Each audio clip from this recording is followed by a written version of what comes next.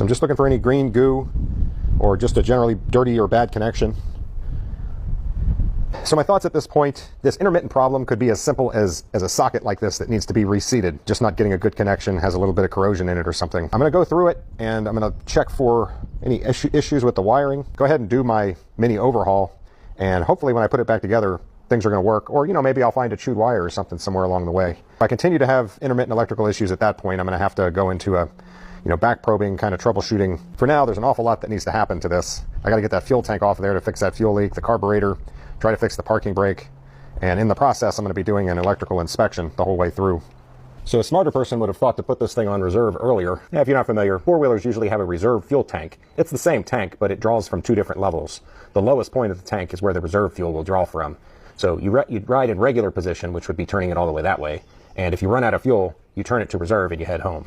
And it didn't occur to me, I had it on just fuel on, and it just kept dripping, and then I realized, oh, I need to turn it to reserve to really get all of it to come out. So I think we're mostly empty now.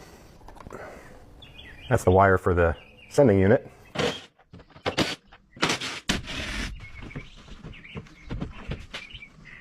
So the very inadequate instructions in my service manual say to remove the fuel tank lever. And it doesn't say how. I mean, I see there's two screws back there on this guy. I guess I'll turn that to off and take those screws out. Putting that back in looks like it's going to be fun. I mean, does it really have to be put in like that? That's odd. You're not getting it out with that in the way. Tiny little screws back in a place where you can barely get your fingers. I looked for a fastener down this center hole, but it's all packed full of mud dauber dirt, and it just didn't seem like there was a fastener in there. Yeah. I wonder why it was leaking. It's totally loose. It feels like if there was a seal in there, it has totally deteriorated. That's probably the problem. All right, here's our lovely fuel tank. And down here is the carburetor. More pieces of plastic I get to disassemble.